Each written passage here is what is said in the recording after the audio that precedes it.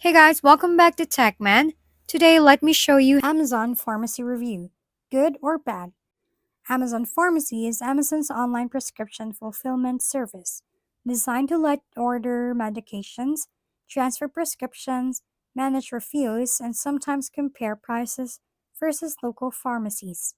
Its major strengths include legitimacy and regulation, as it operates as a licensed pharmacy in the US, and convenience, allowing prescriptions to be managed and delivered directly to your door.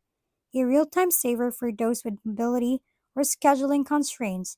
Competitive pricing is another plus, with some users reporting better rates than local options, along with digital tools that streamline the experience. However, there are drawbacks, including delivery delays, occasional missed or canceled prescriptions, and customer service that can be frustrating. Prescription refill management sometimes runs into issues, and insurance or billing complexities may lead to inconsistencies. Overall, Amazon Pharmacy is a legitimate and regulated service offering genuine prescription, and it's a solid option if you value digital convenience, though experiences can vary depending on delivery and insurance handling.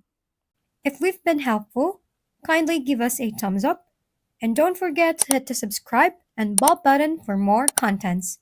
For any questions and suggestions, comment down below.